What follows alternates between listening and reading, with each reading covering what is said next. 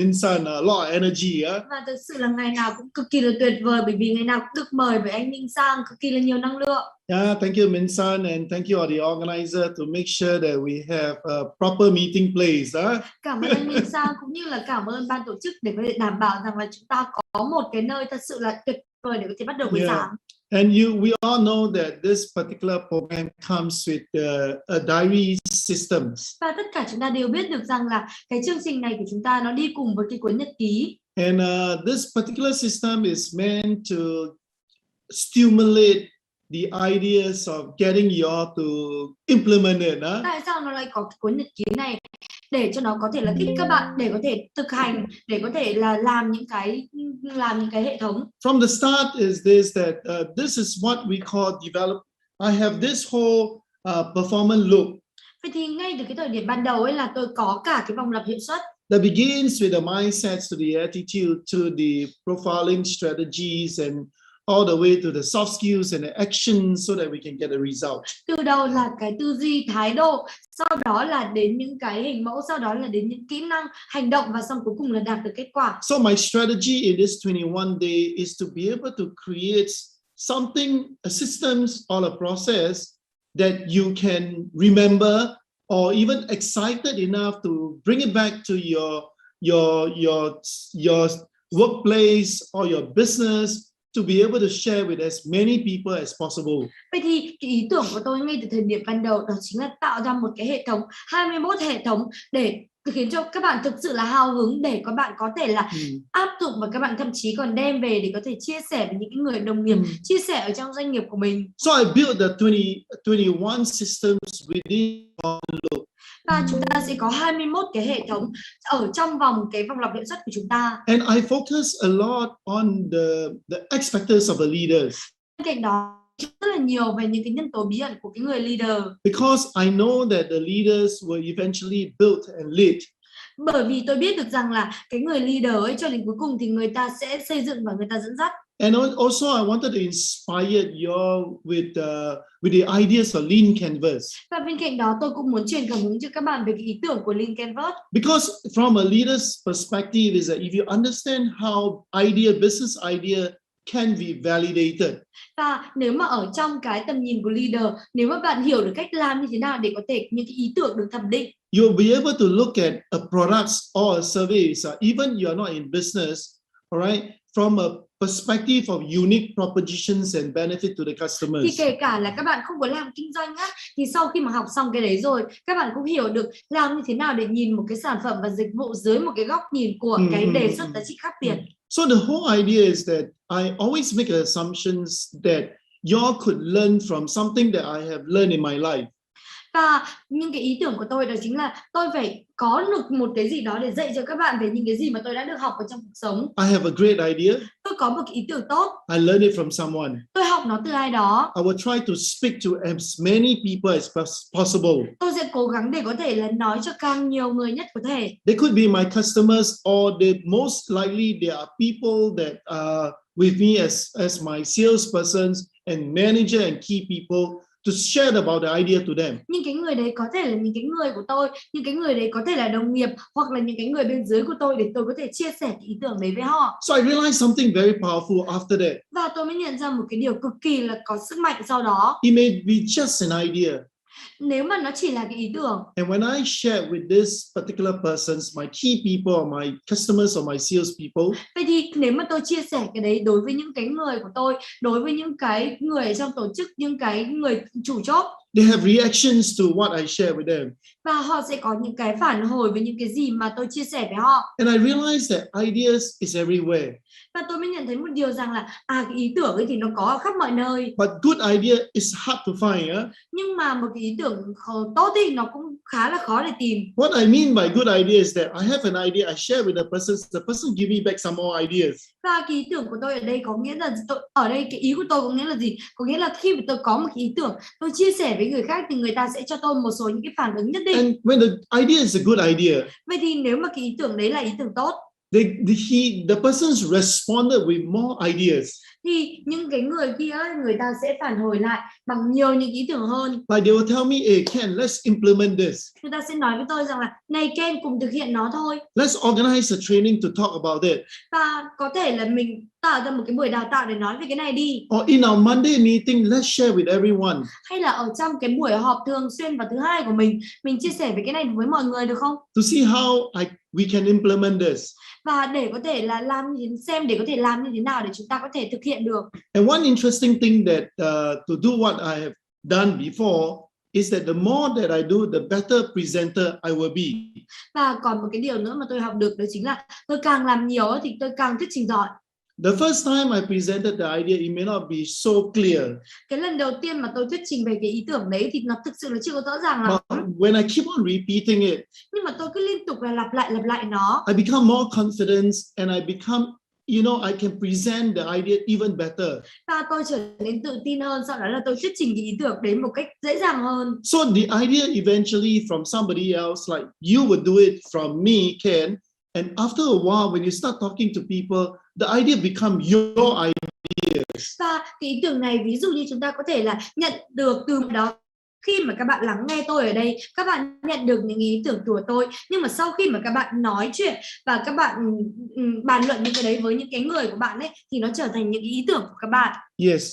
So when the idea becomes yours, because you become more passionate, because people are giving you good feedback. Và những cái ý tưởng đấy trở thành của các bạn, bạn trở nên là đam mê hơn bởi vì là những cái người ở xung quanh các bạn cho các bạn phản hồi. And when you realize that people start to buy in.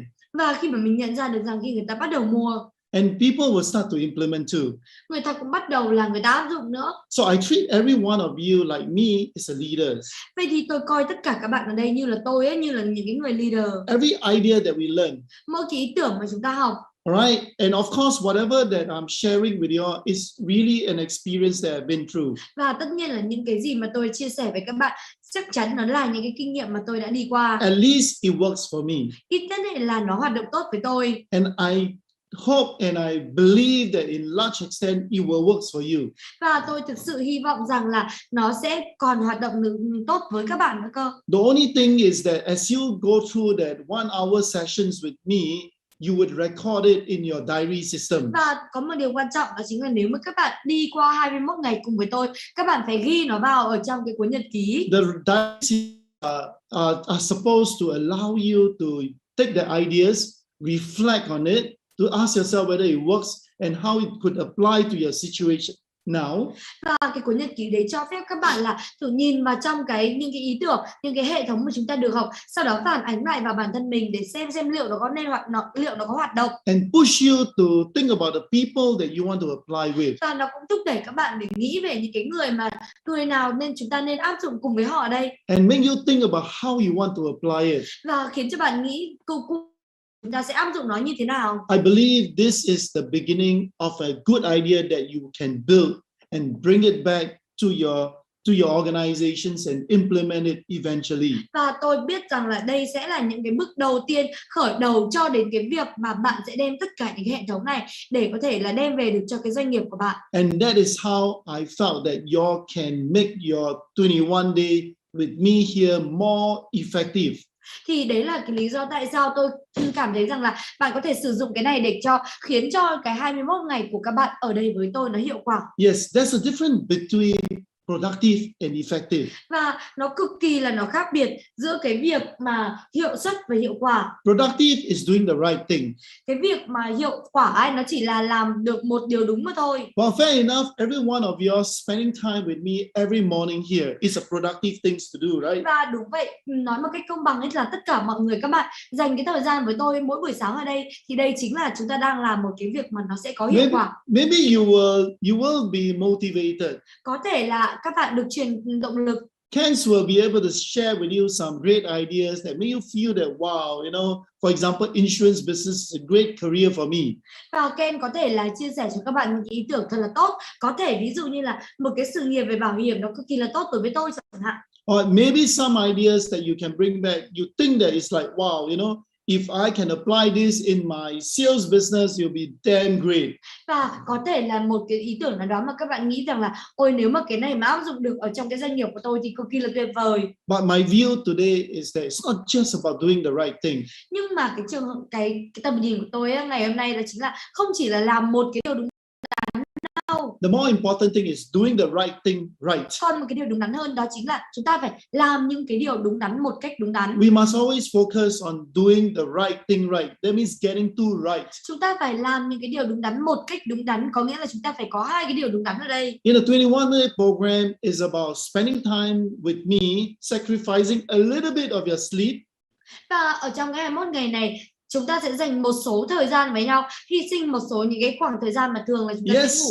We have done the right thing. Và đúng vậy, chúng ta đã làm cái điều đúng đắn rồi. But in order to do the right thing right is to use your diary system. Nhưng mà để có thể làm những cái điều đúng đắn một cách đúng đắn đó chính là chúng ta phải sử dụng cái hệ thống nhật ký. Yes, because we were so concerned about this COVID situation that not able to deliver the diary to your doorsteps. Bởi vì là chúng tôi cực kỳ là lo lắng, bởi vì là ở trong cái thời Covid này không thể nào mà giao cái cuốn nhật ký đến tận cửa cho các bạn được. We are also even willing to send it to you by PDF copies. Thậm chí là chúng tôi còn sẵn sàng gửi cho các bạn cái bản PDF. So print it out or use it in every way that you can, please, so that you can do the right thing right. Thế nên là in nó ra và có thể là sử dụng nó để cho chúng ta có thể làm những cái điều đúng đắn và một cách đúng đắn. So you remember that 1 + 1 = 11. Và các bạn hãy nhớ rằng 1 + 1 = 11. So the more people that you share to, the more that you will turn these ideas into reality. Và chúng ta càng chia sẻ với nhiều người thì các bạn lại càng biến cái này thành một cái thực tế.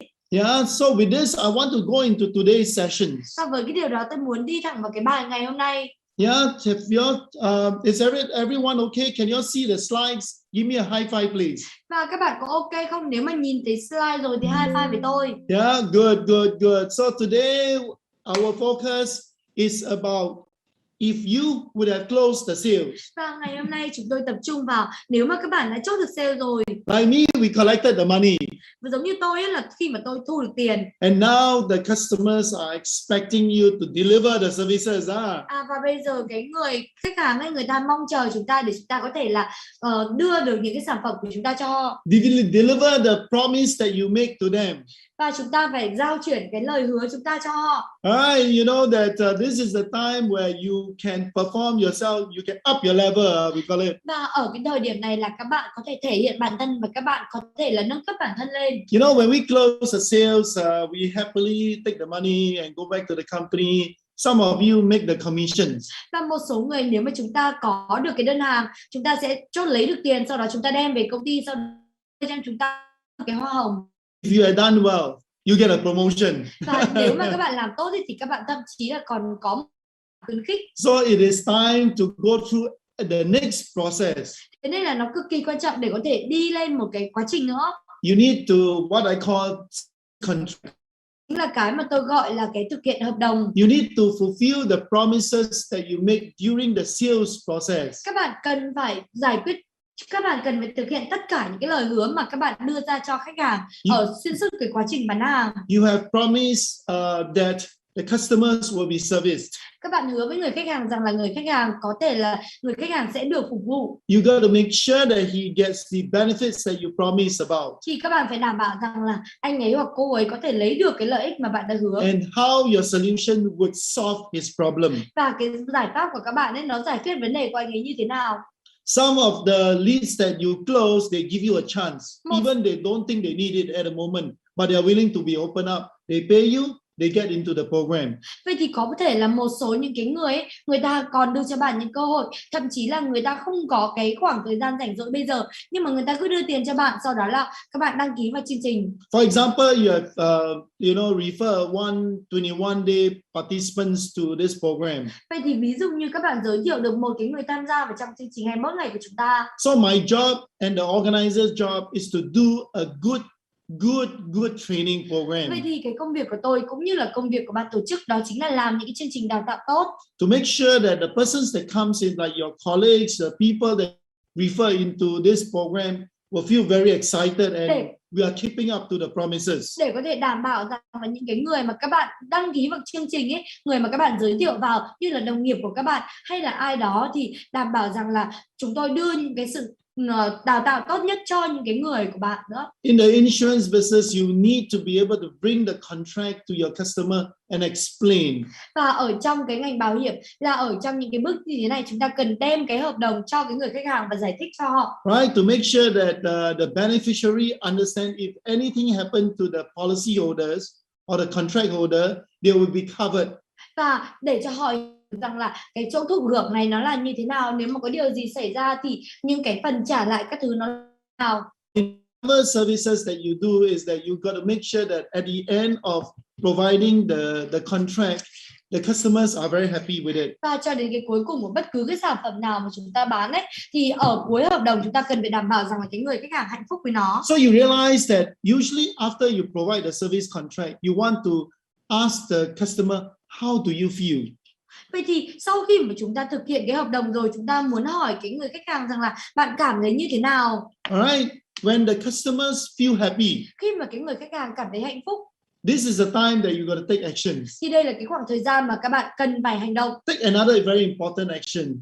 Làm một cái hành động cực kỳ quan trọng khác, Is to ask for referral. đó chính là hỏi xin cái sự giới thiệu. So normally you realize that a lot of businesses, they want to ask customer feedback. Và bạn mới nhận ra một điều rằng là rất là nhiều những cái doanh nghiệp á, người ta muốn hỏi khách hàng You already fulfill your sau đã thực hiện cái hợp đồng của mình. and you notice that actually the company take this very seriously. Và chúng ta mới nhận ra một điều rằng một số công ty người ta coi cái phần này cực kỳ là nghiêm túc. One is that they can improve their delivery. Và một cái điều ấy có thể là bởi vì người ta có thể sử dụng cái này để có thể là cải thiện được cái chất lượng phù hợp và phục vụ. And the next most important thing is to ensure that we get the customers to refer us more customers. Và còn một cái điều quan trọng hơn nữa là chính là người ta có thể làm cái điều này bởi vì là có thể khiến cho cái người khách hàng kia giới thiệu thêm khách hàng cho mình. You know that we used to have a lot of sales people. Và bạn biết không, tôi đã từng có rất là nhiều những cái người bán hàng. You know that they always got these problems of asking for Người referral. ta luôn luôn có những cái vấn đề khi mà hỏi xin cái sự giới thiệu. And I always tell them that it's not that you can't get the referral. Và tôi luôn nói với họ rằng là không phải là bạn không có lấy được sự giới thiệu đâu. It's because you don't know when to ask for referral leads. Chẳng qua là bạn không biết là khi nào thì chúng ta sẽ hỏi cho cái sự giới thiệu đấy thôi. And the best time to ask for referral is actually when the customers are very happy with the service. Vậy thì cái khoảng thời gian tốt nhất để có thể hỏi xin sự giới thiệu đó chính là khi mà cái người khách hàng người ta hài lòng, người ta vui vẻ với cái phục vụ của chúng ta. It is like you promise a lot of things and then you promise and you deliver it. I'm very happy. I respect you as a company, as a salesperson.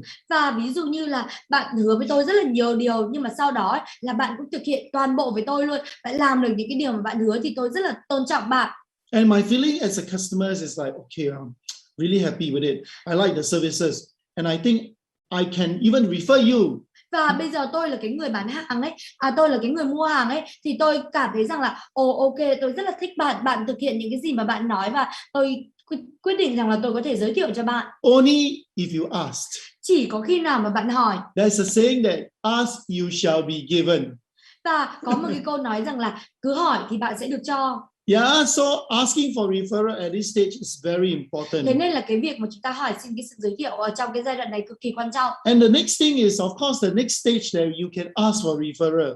Và tất nhiên là còn một cái giai đoạn nữa mà chúng ta có thể hỏi xin sự giới thiệu. Again, is when you put your customers into, we call it the CRM, Customer Relationship Management System. Lại một lần nữa chúng ta đặt những cái người khách hàng ở trong những một cái hệ thống để quản trị mối quan hệ khách hàng. So in the customer's service system, usually you wanted to still qualify your customers. Vậy thì ở trong cái quản trị mối quan hệ khách hàng ở đây á, là chúng ta cũng muốn là phân loại lại cái người khách hàng của mình. You know, in a customer relationship management system is that usually you wanted to qualify your customers according to how you want to service the customers. Vậy thì ở trong cái phần quản trị mối quan hệ khách hàng, chúng ta sẽ phân loại cái người khách hàng theo cái cách là chúng ta muốn phục vụ từng cái người này như thế nào. For example, the banks. Ví dụ như là ngân hàng chẳng hạn. The people that the mass market that comes in and do a normal transaction, they'll leave.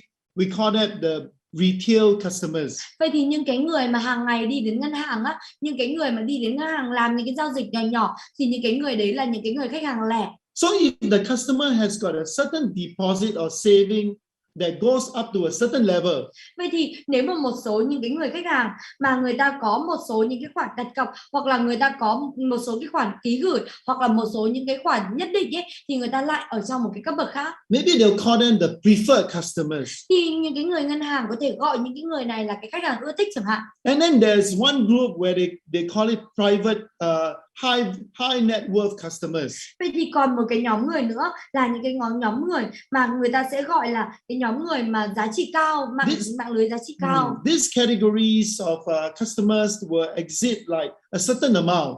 Và cái người ở trên cái tầm cao đấy là người ta có được một cái số lượng nhất định. Example, the private banking segments of Techcombank, for example. Ví dụ như là cái khu vực tư nhân, ngân hàng tư nhân của Techcombank chẳng hạn. They tell me that if you put in 50,000 US, và người ta nói với tôi rằng là nếu mà tôi đặt vô khoảng 50.000 đô, you will be treated with certain privileges like they will probably treat you different, like you don't need to queue downstairs, you can go straight to my office and I provide you personal service and thì người ta attention. nói với tôi rằng là chúng tôi có thể là nhận được một số những cái phần phục vụ đặc biệt, ví dụ như là tôi không cần đợi ở quầy lễ tân, thì một cái lần vào là tôi được đi vào cái phòng khác để tôi có thể là uống nước, người ta có thể là phục vụ tôi. Yeah, if you are $500,000 and above USD, và nếu mà các bạn có khoảng 1 triệu đô, nửa triệu đô trở lên, maybe when you travel around in Vietnam, I'll provide you with executive lounge. Và nếu mà bạn ví dụ như là bạn đi khắp nơi, bạn đi du lịch ở Việt Nam ấy, tôi có thể là đưa cho bạn một số những cái phần ưu đãi nhất định. So most businesses, you notice that in customer service, they do a good CRM policies. Vậy thì các bạn mới nhận thấy một điều rằng là những cái công ty mà tốt thì là người ta làm những cái quản trị khách hàng cực kỳ là tuyệt vời. They categorize their customers according to how much attentions they wanted to put and invest into this particular customers. Người ta phân loại những cái người khách hàng thành những cái nhóm khác nhau theo cái tiêu chí rằng là người ta muốn phục vụ cái người khách hàng này như thế nào. So in return, you got to ask yourself these questions. Vậy thì ngược lại, các bạn cần phải hỏi bản thân một câu hỏi. How do you intend to service your customer, people that have already bought from you? Làm như thế nào để chúng ta có thể phục vụ cái người khách hàng, những cái người mà đã mua hàng từ chúng ta? Maybe you should put it as like A, B, C, D, for example. Và có thể là chúng ta đặt ra là A, B, C, D.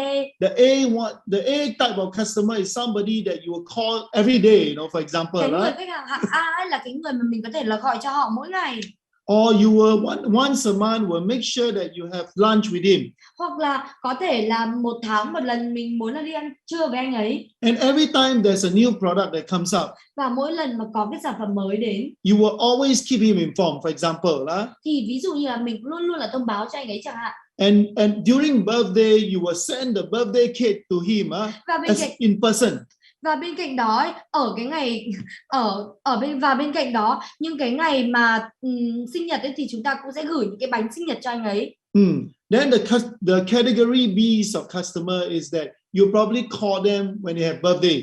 Và ví dụ cái khách hàng hạng B ấy là bạn chỉ có gọi họ khi mà đến ngày sinh nhật. And once a month, you will probably call him and ask him how is it? Is there any problem with the machine that I sold you? Và một tháng một lần mình sẽ gọi để có thể hỏi với anh ấy rằng là đây có vấn đề gì không? Có cái vấn đề gì với cái máy mà tôi đưa cho bạn hay không? The customer C is you send him a birthday card, that's all. Còn những cái người khách hàng hạng C ấy là mình chỉ có gửi cho họ những cái thiệp chúc mừng sinh nhật thôi. The customer D is that you don't care. Và còn cái người hạng D ấy là mình không quan tâm. Because this guy always complain.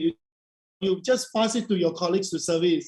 Bởi vì là cái người này người ta luôn luôn là phàn nàn, thế nên là mình chỉ có đưa cho những cái người đồng nghiệp của mình phục vụ họ. The principles of CRM or customer relationship management is technically to be able to categorize your customers into different tiers so that you can provide services in a different way. Vậy thì cái mục đích của cái việc là quản trị mối quan hệ khách hàng ở đây để có thể là phân loại những cái người khách hàng ra thành những cái nhóm khác nhau, từ đó mình có thể cung cấp được những cái kiểu dịch vụ khác nhau. When you are able to service your customers really well, và nếu mà các bạn có thể phục vụ cái người khách hàng tốt, one of the best thing that will happen is that we are able to create a rules of 20-80.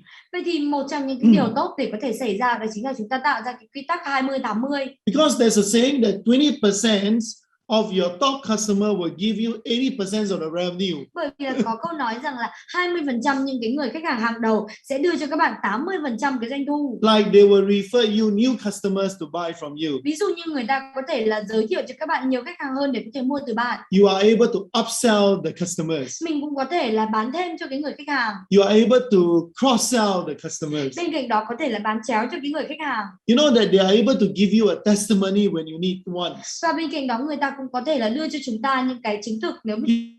Today in social media, Và bạn biết rằng là ngày nay ở trên mạng xã hội, your customers' endorsement and testimony is very critical. những cái phản hồi, những cái chứng thực của khách hàng cực kỳ là quan trọng. The customer can make you look good and feel good sometimes. Nhiều khi cái người khách hàng có thể khiến cho các bạn trông thật là tốt và cảm thấy tốt. Right, so you notice that when we service the customers, they will continue to give you referral. Mình mới nhận ra một điều rằng là khi mà chúng ta phục vụ khách hàng thì người ta sẽ liên tục là có thể đưa cho chúng ta những cái tên giới thiệu. So one of the most important skills in a salesperson's career or a businesses is to get more referral leads. Vậy thì một trong những cái kỹ năng quan trọng ở trong bán hàng đó chính là chúng ta có thể lấy được, hỏi thêm được cái tên giới thiệu. Because we wanted to have new people that goes into our system. Bởi vì là chúng ta muốn có nhiều người hơn đi vào trong cái hệ thống.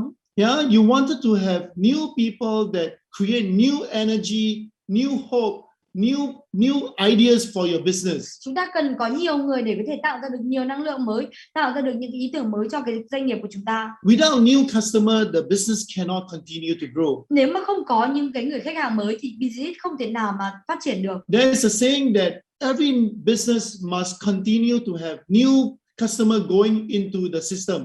Có một cái câu nói rằng là một cái doanh nghiệp ấy luôn luôn là phải có những cái khách hàng mới để có thể đi vào hệ thống. If you keep just keeping your own customer all the time, nếu mà chúng ta cứ giữ những cái người khách hàng cũ thế thôi, one day your customer will run out of ideas to buy, run out of needs to be able to buy you from you more.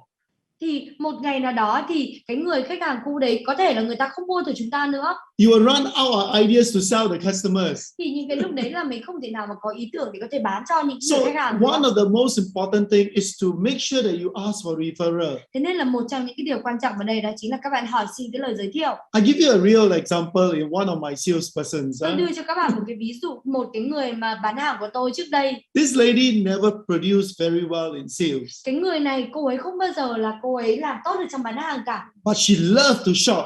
Nhưng mà cô ấy yêu cái việc mua sắm. She used to shop around Takashimaya. If some of you have been in Singapore. Và nếu mà ai trong số các bạn đã đi đến Singapore rồi thì tôi nói cho các bạn biết đến Takashimaya. Cô ấy cực kỳ là thích mua sắm ở Takashimaya. So of course, you have Takashimaya has a similar franchise in Saigon right now. Và tất nhiên là Takashimaya cũng có một cái thương hiệu nhượng quyền ở Sài Gòn bây giờ. So she will every time hang out at all the retail shops. Vậy thì mỗi cái lần mà cô ấy đi ra ngoài kia ở những cái shop bán lẻ, The fashion shops, những cái shop thời trang. So one interesting thing is this, that one day she met some Indonesian rich lady. Vậy thì có một cái điều thú vị diễn ra đó chính là một cái ngày ấy thì cô ấy gặp một số những cái người Indonesia cực kỳ là giàu. You know that Singapore is a very popular place for high value products because they are hard to be fake.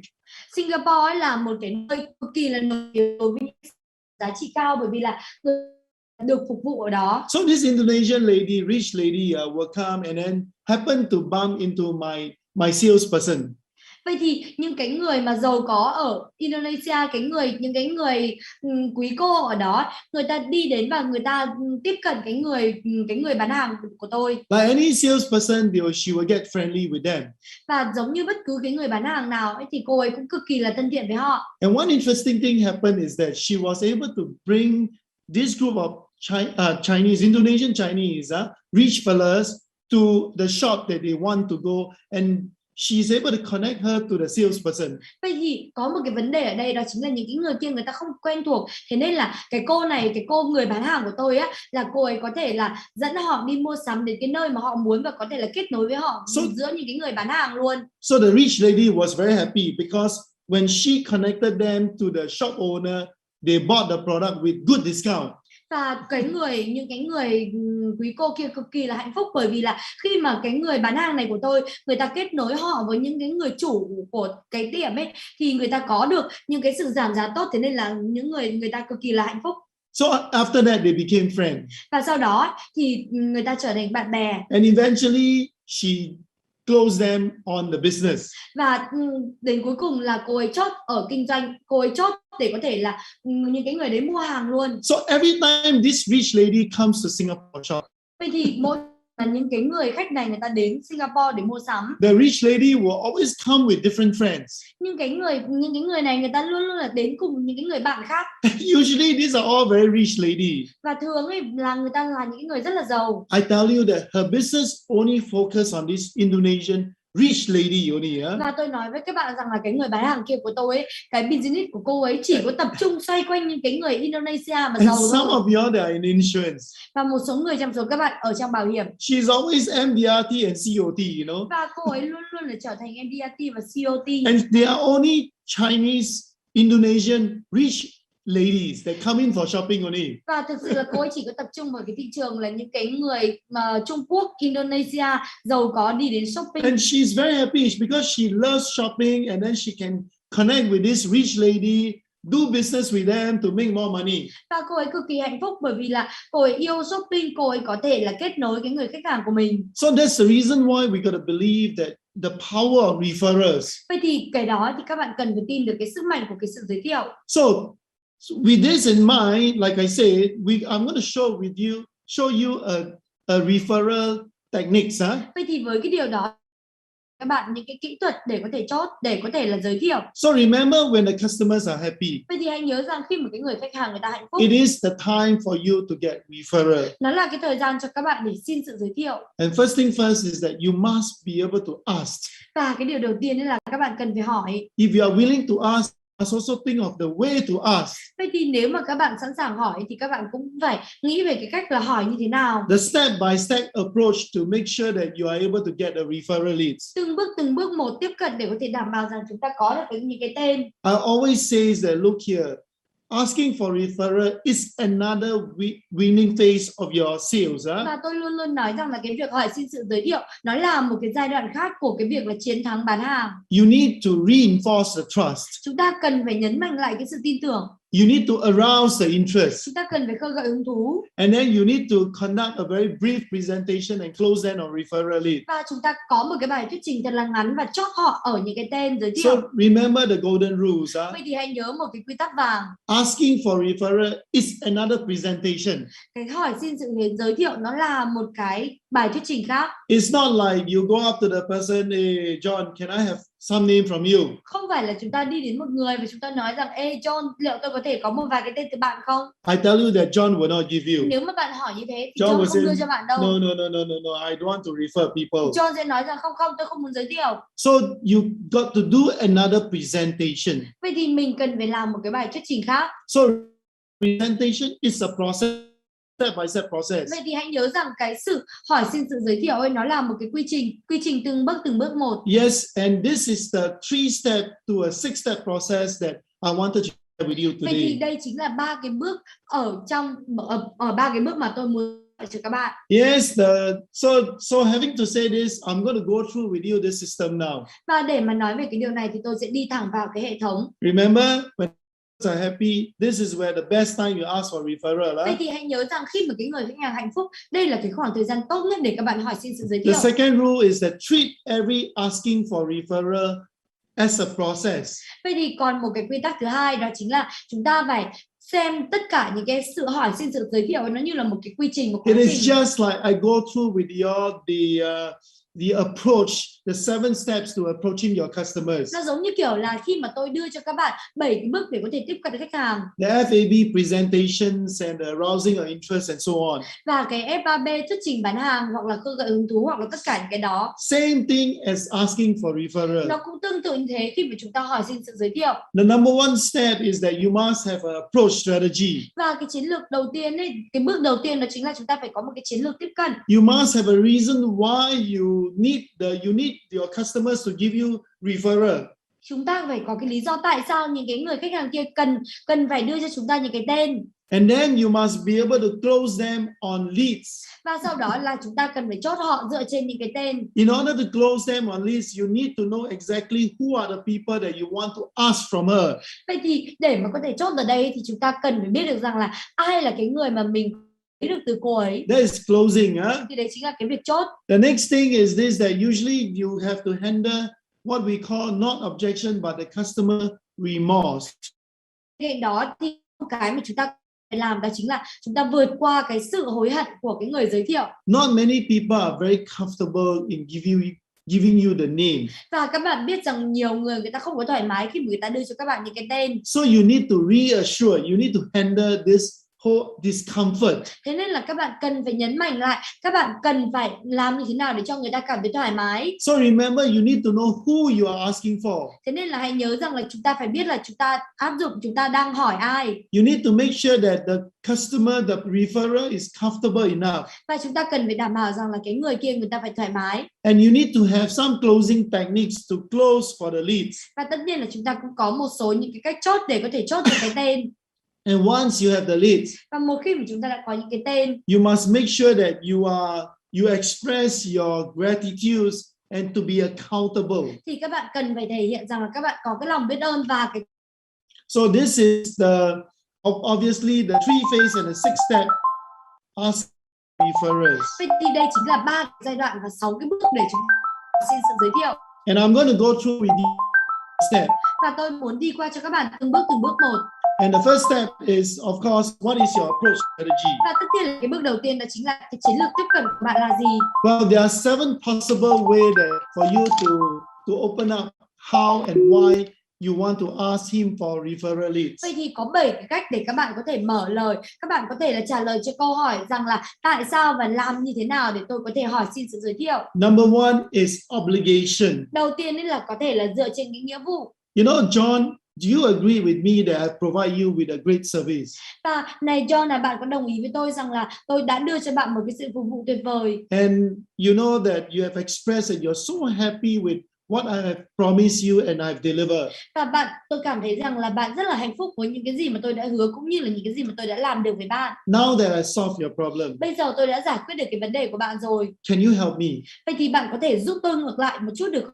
I need, you know that I'm in a business of talking to a lot of people. Và bạn biết đấy, tôi ở trong cái kinh doanh mà tôi cần phải nói chuyện với càng nhiều người nhất có thể. And I need to be connected through you to many people that I can talk to about my business. Thế nên là tôi cần phải thông qua bạn là tôi có thể là kết nối với càng nhiều người nhất có thể để nói về cái kinh doanh của tôi. So that I can provide them with the same level of service that I provided you. Thì từ đó tôi mà có thể là cung cấp cho họ những cái cấp bậc của cái dịch vụ như là những cái gì mà tôi đã cung cấp cho bạn. So I use obligation.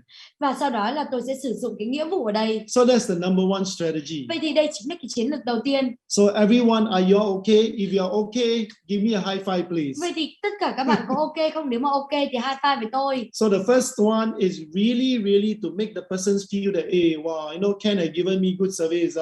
I think it's time for me to help him also. Vậy thì cái cách đầu tiên đó chính là Ken đã đưa cho tôi một cái dịch vụ rất là tốt, giải quyết được vấn đề của tôi, vậy thì tôi cũng nên là giúp đỡ lại anh ấy nữa. So normally this obligation clause is like, hey John, I need your help. Và ví dụ như là cái cách này nó giống như kiểu là John, là tôi cần cái sự giúp đỡ của bạn. So this is a very straightforward way. Thế nên là đây là một cái cách cực kỳ thẳng thắn. John is very happy with what you have delivered to him already. Bởi vì là John đã cực kỳ hạnh phúc với những cái gì mà bạn đưa cho anh ấy rồi. It's just that many of us will entertain people, Nó giống như kiểu là nhiều người trong số chúng ta sẽ giải trí cho người khác. And I want to share with you, a lot of this is happening in Vietnam when I came to Vietnam. Và tôi muốn chia sẻ với các bạn rất là nhiều cái này nó xảy ra ở Việt Nam khi tôi đến Việt Nam. I got many of these business persons that want to do business with me. Tôi có rất là nhiều những cái người mà làm kinh doanh, người ta muốn làm kinh doanh với tôi. I tell you, they will bring me to the high class restaurant. Và tôi nói với các bạn rằng là người ta sẽ đem tôi đi đến những cái khách hàng và hạng sang. And they can do it almost every day to bring me to different restaurants.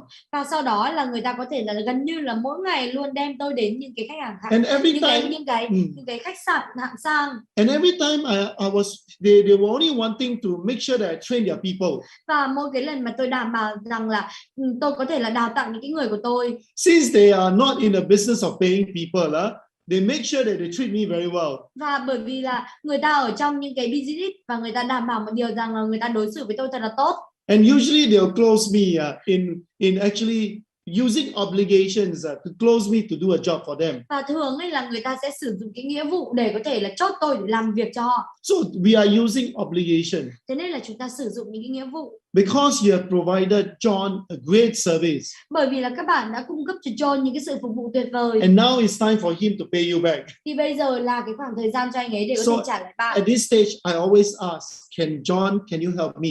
Và ở trong cái giai đoạn này ấy là tôi luôn luôn hỏi rằng là John là bạn có thể giúp tôi được không? So number one method. Vậy thì cái cách đầu tiên. The second one is give. Và cái cách thứ hai đó chính là quà. Alright, John.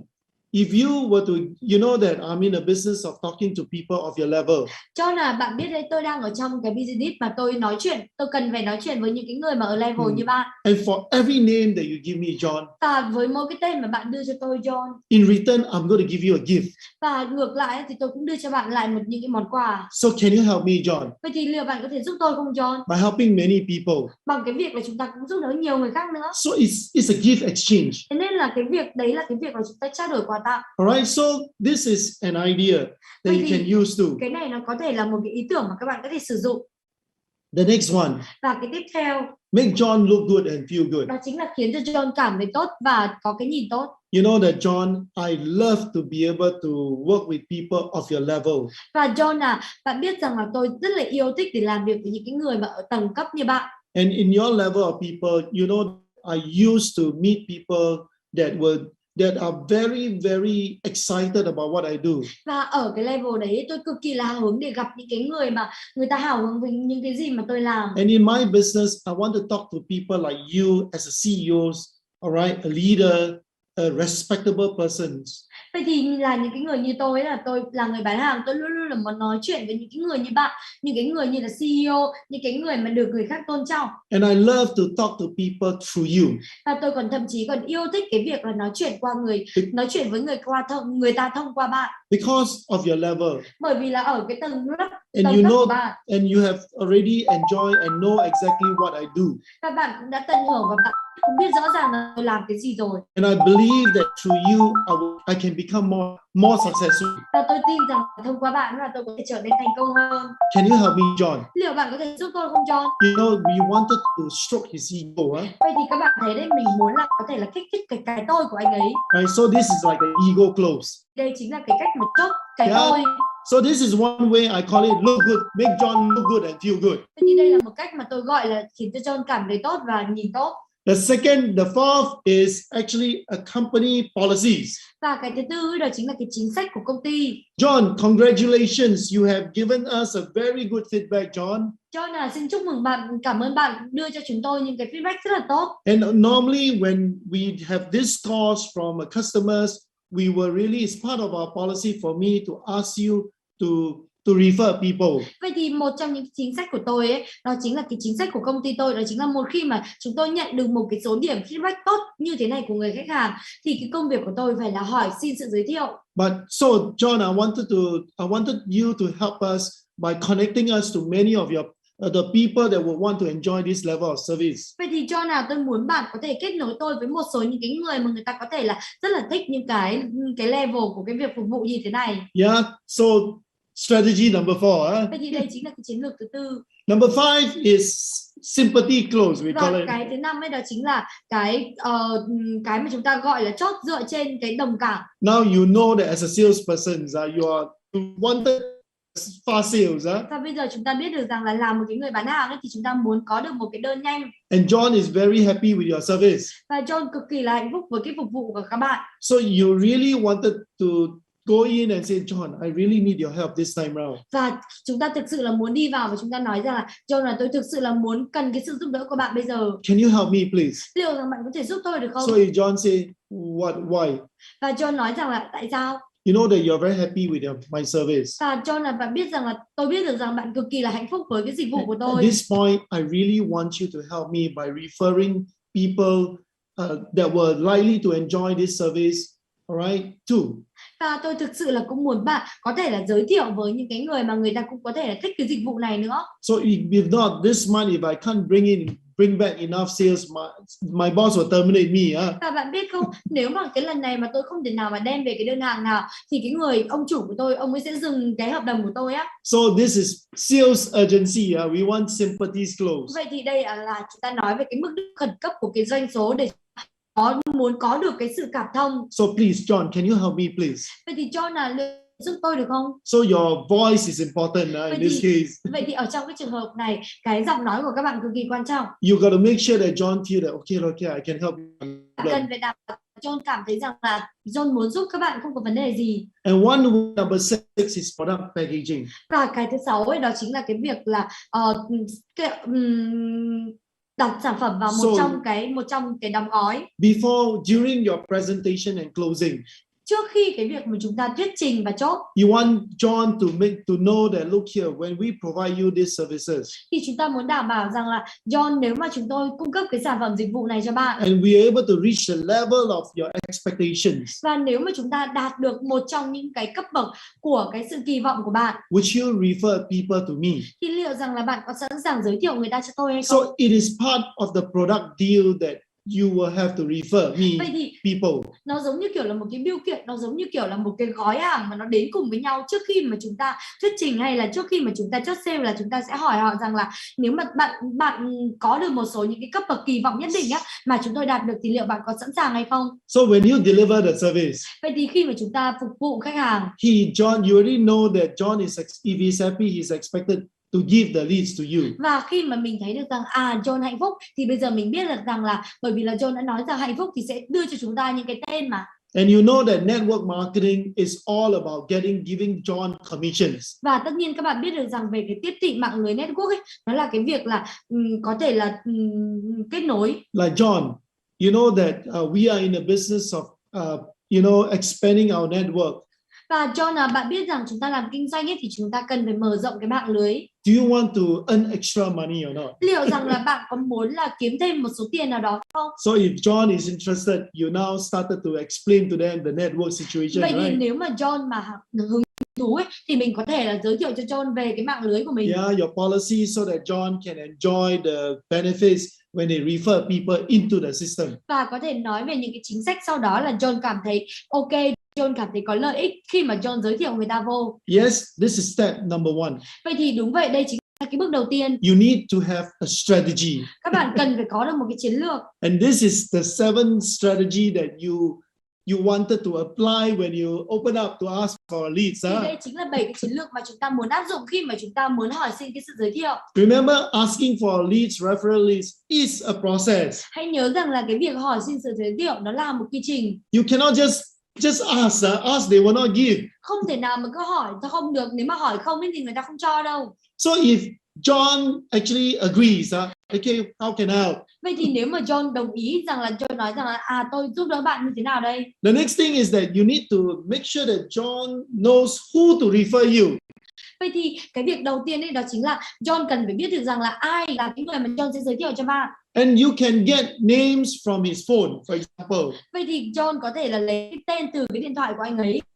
Most of the you want is likely from John's phone, Vậy thì các bạn có biết không, hầu hết những cái danh bảng mà John có là ở trong cái điện thoại của John. Whatever names in John's phone is his natural market. Vậy thì những cái gì mà ở trong cái điện thoại của John ấy, ở trong danh bạ, thì đấy là cái thị trường tự nhiên của John. Yeah, so you can imagine that John, can you give me name or not? Vậy thì mình có thể tưởng tượng rằng là John, là bạn có thể đưa cho tôi cái tên được không? Can you imagine that your phone has something that will sync all the name into an Excel sheet? No, that would be great. Vậy thì nếu mà John mà đưa cho chúng ta cả cái danh bạ của anh ấy để cho chúng ta có thể là đưa nó vô một cái sheet Excel thì cái cực kỳ là tuyệt vời. Yeah, so can you imagine you can find a program like this? If John say yes only, you beam you Bluetooth the name all over into your phone. No? Thì có thể là nếu mà John sẵn sàng làm cái điều đó là mình bật cái Bluetooth của mình lên, mình sẵn sàng là kết nối để lấy tất cả cái đó luôn.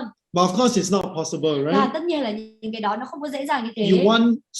You need to ask yourself, you want people that is a hot leads or warm or cold leads. Và chúng ta muốn những cái người mà chắc chắn chốt, những cái người mà chúng ta muốn những cái người nóng, người ấm và người lạnh. But normally you asking for referral, you want to get as hot leads as possible.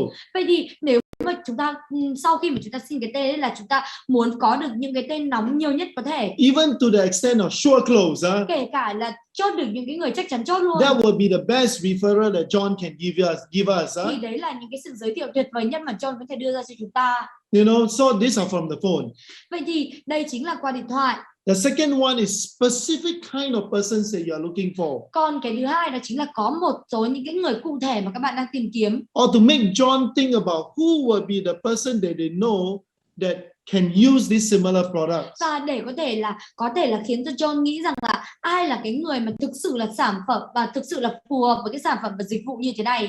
Yes, this is the three source of name that you wanted to direct John to think about. Vậy thì đây chính là ba cái nguồn, cái tên mà chúng ta muốn John nghĩ về. Example. Lấy một cái ví dụ. John, who do you play golf this last Saturday or last few weeks? John cái tuần trước ấy hoặc là cái chủ nhật tuần này bạn chơi golf với ai vậy? So what you are trying to do is to go into specific, right? Vậy thì những cái gì mà mình cố gắng làm đó chính là mình đi vào cụ thể. So is there anybody right now in your phone book that you can think of that you can refer them to me? Vậy thì John ở trong cái điện thoại của bạn, danh bạ của bạn ấy có bất cứ ai mà bây giờ bạn nghĩ đến họ và bạn có thể nghĩ rằng là bạn giới thiệu họ cho tôi hay không? Normally we wanted to go into specific person. Thường ấy là hạnh chúng ta đi vào trong cái người cụ thể. Example, your brothers that had dinner with you last evening, for example. Ví dụ như là còn cái người anh trai của bạn mà tối qua ăn tối với bạn thì sao? Is there anybody that you drink beer over the weekend with? Có bất cứ ai mà các bạn đi uống bia với họ ở trong những cái buổi cuối tuần hay không? Is there anyone that you usually meet for lunch? Và có thể là một số cái người mà chúng ta John bạn có thể là gặp ăn trưa với họ chẳng hạn. I'm sure you have got a few buddy in your life. Và tôi cũng đảm bảo rằng là bạn có một số những cái người bạn thân thiết nữa. So this you wanted to direct. You see, John has got a lot of market. Vậy thì bạn thấy đấy, John có rất là nhiều cái thị trường. A lot of contact. Có rất là nhiều những cái kết nối. And likely to be in his phone. Và có thể là ở trong cái điện thoại của anh ấy. You wanted to be able to have more qualified leads. Và chúng ta muốn là có càng nhiều những cái người khách hàng mà được kiểm soát, được lọc một cách nhiều nhất có thể. In order for you to have qualified leads, để có thể cho bạn có được những cái khách hàng mà được chọn lọc, you need to be able to help John to find the leads that you want. Thì các bạn cần phải gợi ý cho John rằng là làm như thế nào để dẫn dắt John đưa cho chúng ta những cái tên mà chúng ta mong muốn. And refer to you. Và giới thiệu cho chúng ta. So this is very important. Và cái này cực kỳ là quan trọng. You must have specific profiles of the person that you're asking for. Chúng ta cần phải có những cái hồ sơ cụ thể của những cái người mà chúng ta hỏi. John, have you been into any of your events where you mix around with some CEO of your level? Vậy thì John là một số những cái sự kiện mà các bạn có thể là ở đó quen biết một vài những cái người CEO ở đó thì sao? Or I'm sure as a CEO you mix around with a lot of leaders in the business. Hoặc là tôi đảm bảo rằng là bởi vì bạn là cái người CEO thì nên là bạn tiếp xúc với rất là nhiều những cái người leader trong kinh doanh. Is there anyone that you are very close with? Vậy thì John có bất cứ ai mà các bạn khá là thân thiết? Like example, you attended the last meeting with them. Ví dụ như là cái lần trước là các bạn có cuộc họp với họ. Now I keep repeating this because you are almost in control of asking John the kind of leads that you want. Vậy thì tôi cứ liên tục là nhắc lại cái điều này bởi vì là các bạn muốn kiểm soát được những cái tên mà John sẽ đưa cho chúng ta. Right, because John already say yes, I can help you. Bởi vì là John đã nói rằng là ok, tôi giúp bạn rồi. Yeah, so right now when John start thinking about a specific name. Vậy thì bây giờ khi mà John bắt đầu nghĩ đến những cái tên cụ thể. The next thing is that you got to get the name out. Có cái điều tiếp theo đó chính là chúng ta cần phải lấy cái tên ra. The next thing, of course, the last one is product. Và tất nhiên là cái cuối cùng đó chính là cái sản phẩm.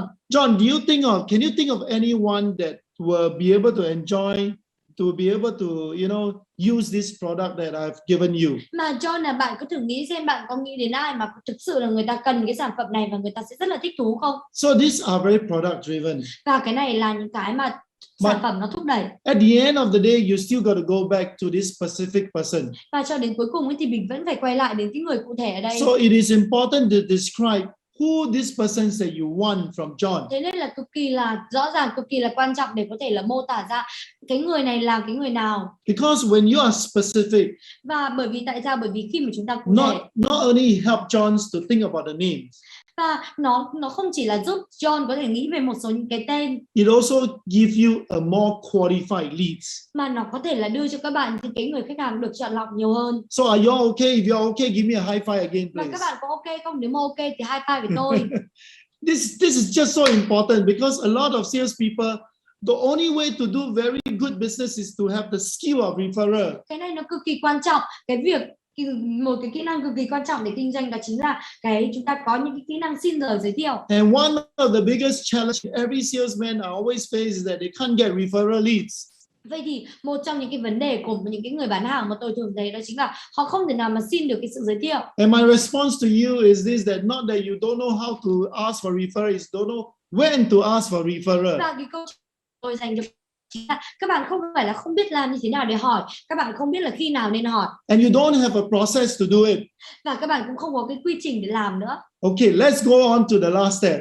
Vậy thì cùng đi vào cái bước cuối cùng. Now, in the last steps, Vậy thì ở trong cái bước cuối cùng, once you already are comfortable, và một khi mà các bạn đã thật sự là thoải mái rồi, you need to close.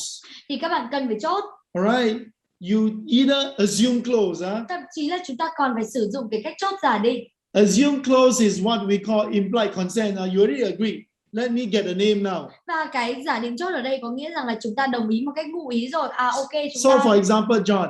Và ví dụ như là John. The persons that you go down, you go with to play golf with. What is the name of this person? John là cái người mà bạn đi chơi golf cùng với anh ấy, đi chơi golf cùng với anh ấy, thì đâu là cái tên của anh ấy? So you show him that you're ready to take the name. Vậy thì bạn cho anh ấy thấy rằng là bạn đã sẵn sàng để có thể là có được cái tên. Alright. Oh, I see. I haven't gone through a very important thing. Vậy thì các bạn quay trở lại cái bước trước một chút, tôi muốn nhấn mạnh lại ở cái đoạn này. Thanks for reminding me, An. Now, the most important thing is that when John is thinking of the name. Vậy thì bây giờ quay trở lại cái bước ở cái giai đoạn thứ hai. Khi mà John nghĩ đến những cái tên. One of the biggest concern of John is that I'm not sure whether I should give you the name. Và một trong những cái nỗi lo lắng của John đó chính là tôi không chắc chắn rằng là tôi sẽ đưa cho bạn cái tên đâu. Now, and everyone is the same.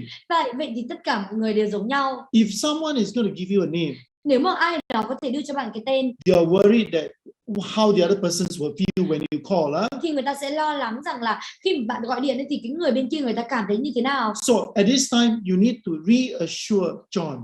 Vậy thì ở trong cái thời điểm này mình cần phải đảm bảo lại với John. So one of the things that you can do is that to explain to John. Và một trong những cái điều quan trọng mà chúng ta có thể làm để có thể là giải thích cho John. John, remember how I've approached you. John là hãy nhớ về cái lần mà tôi tiếp cận bạn á. And I respect your time, remember? Và bạn có nhớ rằng là tôi cực kỳ là tôn trọng cái thời gian của bạn không? A few times you told me that you didn't have the time. Một số cái thời gian bạn nói với tôi rằng là bạn không có nhiều thời gian để nói chuyện. But remember, I only asked for 12 minutes. Hãy nhớ rằng là tôi chỉ nói đúng 12 phút mà tôi xin. And remember when I first met you? Và cũng nhớ rằng là cái lần đầu tiên tôi gặp bạn á. 12 minutes, I do it and I went off. 12 phút, đúng 12 phút sau đó là tôi đi. I was really happy that you give me an opportunity to continue talking to you. Và tôi thực sự là hạnh phúc bởi vì là bạn đã cho tôi cái cơ hội để có thể là tiếp tục nói chuyện And với of bạn. course, eventually we do business. Và tất nhiên là đến cuối cùng là chúng ta đã có những cái hợp đồng với nhau. And now you have experienced how I've serviced you. Thì bây giờ bạn đã có những cái trải nghiệm rằng là tôi phục vụ bạn như thế nào rồi. Yeah, so this is exactly how I'm going to treat the persons that you refer to me. Vậy thì đây chính là cái cách mà tôi sẽ có thể tương tự với cái người mà bạn giới thiệu với tôi á. And that's how I offer the services to everyone that is my client and important clients. Đây chính là cái cách mà tôi được cung cấp những cái dịch vụ cho tôi với tất cả cái khách hàng của mình. So this is handling what we call referral remorse, the uncomfortable feeling. Vậy thì đây chính là cái lúc mà chúng ta xử lý những cái sự hối hận, những cái sự không thoải mái của cái người giới thiệu. So handling this objection is very important. Vậy thì hãy nhớ rằng là cái việc mà chúng ta xử lý cái này cực kỳ quan trọng. Think about it, you feel better, the name. Vậy thì khi mà John nghĩ về cái này, khi mà anh ấy cảm thấy ok, an toàn rồi, đảm bảo rồi thì anh ấy sẽ đưa cho các bạn cái tên. Yeah. So with this in mind, once you handle the discomfort of the customer, now you go in and close the sales. Và bây giờ khi mà chúng ta ok rồi, chúng ta khiến cho những người này người ta ok với mình rồi thì chúng ta đi vào và chúng ta chốt cho cái này thôi. Always assume close. Luôn luôn là đồng ý một cách giả định. Because he never say no already, Bởi vì là anh ấy không nói không mà. Assuming is comfortable. Không có nói không có nghĩa là có đó. He will straight away says that John, who is the person that you play golf with? Vậy thì mình sẽ hỏi thẳng rằng John là đâu là cái người mà bạn chơi golf với anh ấy. So he will start thinking. Và sau đó là anh ấy sẽ nghĩ. So you gotta help him. Và bạn cần phải giúp anh ấy. What is this name that you go out with? Ê, John là đâu là cái tên mà bạn đi ra bạn đi chơi với anh ấy vậy? Tell me the name. Nói cho tôi cái tên đi. Yeah, I went out with James last Sunday for golf.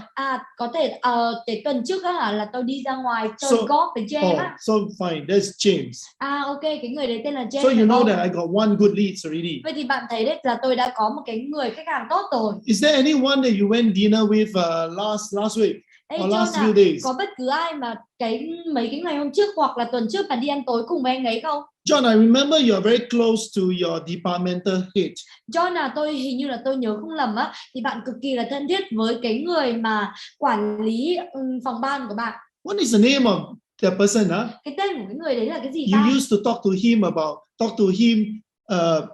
about him and to me, you know. Và thường là bạn hay kể với anh ấy về tôi thường là bạn hay kể về anh ấy với tôi So you think yeah, I mean that is Minh San, no? Ok, cái người đấy là Minh Sang. So you take down two names. Thì sau đó là bạn có hai cái tên rồi. Now, is there any other colleagues that you work with very closely? Vậy thì có bất cứ cái người đồng nghiệp nào mà các bạn cực kỳ là thân thiết với anh ấy không?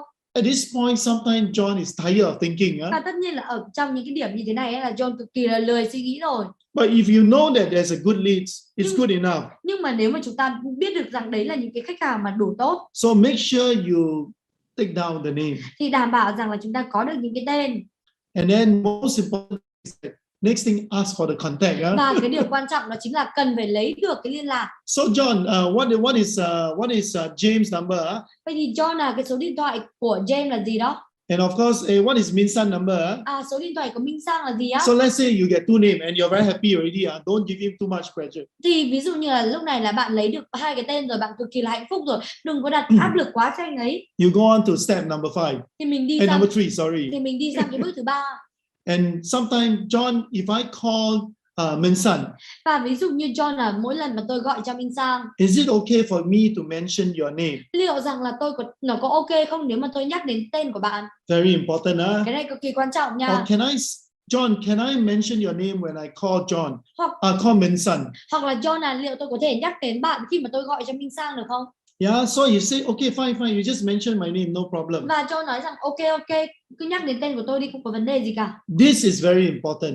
Thì cái điều này cực kỳ là quan trọng. Because when I call Minh San up, bởi vì là khi mà tôi gọi cho Minh Sang, I say Minh San. Tôi nói rằng là Minh Sang. The other day I've done some work with John. Một vài ngày hôm trước là tôi có một số cái công việc với John. And in our conversations, your name are being mentioned. Và ở trong cái cuộc hội thoại của chúng tôi ấy là John có nhắc đến bạn. That's the reason why I'm calling you today. Thì đấy là lý do tại sao mà tôi gọi cho bạn ngày hôm nay. Right, my purpose of calling is and then you continue the script again. Và cái mục đích của cuộc gọi là như thế này và chúng ta lặp lại những cái kịch bản của mình. So a reference name will make you more credible. Và những cái mà tên được giới thiệu anh nhắc đến những cái người đấy, người ta sẽ cho các bạn là đáng tin cậy hơn. One more step that you can ask for John. Và một trong những cái bước nữa tiếp theo mà chúng ta hỏi được, chúng ta có thể là nhờ John làm. Hey John, can you give me a testimony? Đó chính là John là liệu có thể cho tôi một số những cái chứng thực được không? How I've serviced you. Rằng là nói cho tôi rằng được ghi lại một số những cái lời cho tôi rằng là tôi đã phục vụ bạn như thế nào. And one very effective way I always use.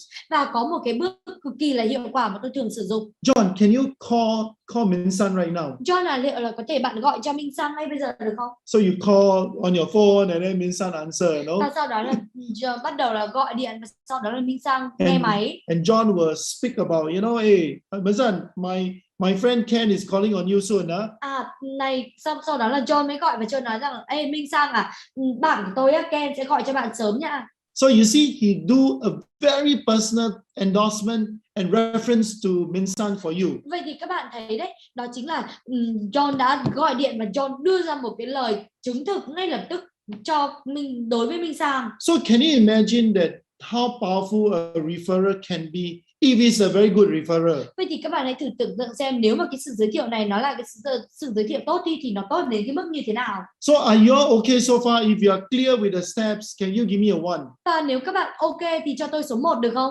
the importance of referral. Cái tầm quan trọng của cái việc mà giới thiệu. If you are not sure, give me a 2. Nếu mà các bạn không chắc chắn thì cho tôi số 2. Very good. Thanks for replying me. Dạ, rất là tốt, cảm ơn bởi vì là đã trả lời tôi Before you go. trước khi mà các bạn đi. Even more important. Thậm chí còn quan trọng hơn. You make sure that you express your gratitude. Of course, you got to thank John. Và tất nhiên là chúng ta phải đảm bảo rằng là chúng ta có cái lòng biết ơn, chúng ta cảm ơn John. You got to reassure John that look here, like I said, this name will all be treated professionally. Và John bạn đồng ý với tôi đảm bảo với bạn rằng là cái tên mà bạn đưa cho tôi ấy, tôi sẽ phục vụ cực kỳ cẩn thận. One very important thing. Và một trong những cái điều quan trọng is that when you call Min-san out, đó chính là khi mà bạn gọi cho Min-sang and you have done some business with Min-san, và có thể là mình có một số những cái giao dịch với Min-sang, always keep John in touch. thì luôn luôn là giữ liên lạc với John. It's like you call John, you're very happy, ma. You close sales. Và bởi vì là chúng ta chốt được sale với Sang rồi mà, thế nên là chúng ta hạnh phúc, chúng ta gọi lại cho John. Just give John a call. Chỉ cần là gọi cho John thôi. Hey John, thank you. I've talked to Min-san, and Min-san actually I've done some business with him. Và John thực sự ấy là tôi cũng đã nói chuyện với Minh Sang và chúng tôi cũng đã có một số cái giao dịch với nhau. I really am very happy. Can I buy you lunch or not? Tôi thực sự là rất là hạnh phúc. Liệu tôi có thể là mua cho bạn cái bữa ăn trưa được không? So go buy him lunch and get more referral leads. Và đến ăn trưa cùng với anh ấy, mua cho anh ấy bữa ăn trưa và có được nhiều cái tên hơn. So remember that this is a way for you to ask, a process for you to ask for referral. Vậy thì đây chính là những cái cách cho các bạn để có thể hỏi xin những cái tên. Treat it as a presentation. Và kêu nó như là một cái coi nó như là một cái bài thuyết trình. Yeah, if you follow the steps, you should get some good names. Và nếu mà các bạn follow những cái bước của chúng tôi thì các bạn sẽ có được những cái tên tốt. Hopefully some sure close leads. Hy vọng rằng là có thể có một số những cái tên chắc chắn chốt. Alright, remember when the customers are happy, Hãy nhớ rằng khi mà cái người khách hàng hạnh phúc, they will continue to give you referral leads for thì sau sure. đó ấy, thì người ta sẽ chắc chắn là đưa cho chúng ta They những will cái tên giới continue thiệu. to give you referral leads, ladies and gentlemen. Don't waste your service. Và thưa quý vị và các bạn, đừng có phí những cái sự phục vụ của các bạn. Remember, they will give you testimony. Hãy nhớ rằng bên cạnh đó người ta còn đưa cho các bạn những cái chứng thực nữa. They will continue to buy from you. Người ta sẽ tiếp tục là mua từ chúng ta. You can upsell them and cross-sell them if customers are really happy, right? Và chúng ta có thể upsell và chúng ta có thể bán thêm và bán chéo. Remember, make the customers happy. Và bên cạnh đó phải khiến cho cái người khách hàng hạnh phúc. Like I say, referral is very important. Vậy thì tôi nói đó, cái sự giới thiệu cực kỳ là quan trọng. If you are looking at long-term sustainable business. Và nếu mà chúng ta nói về cái sự thành công ở trong dài hạn bền vững.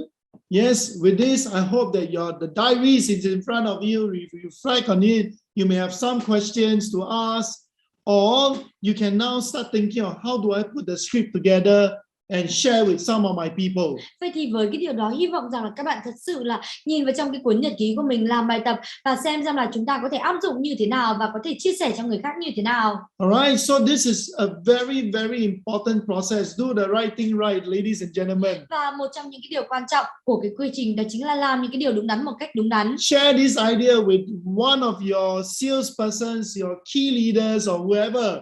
Chia sẻ cái ý tưởng này đối với một số những cái người chính, một số những cái người leader. This is usually something that normally the sales people wouldn't do. Thì đây là một số những cái thứ mà bình thường cái người bán hàng người ta không hay làm đâu. So that's the reason why if they have a process, they will get good names. Thì đấy là lý do tại sao nếu mà người ta đi theo quy trình, người ta sẽ có những cái tên thật là tốt. And if you can't get them, you are not confident, bring them to this program. Và nếu mà các bạn không tự tin thì đem họ vô đây. Yeah, it's just 21 days for them to learn something here. Nó chỉ là 21 ngày và nó sẽ giúp cho họ học được một số thứ ở đây.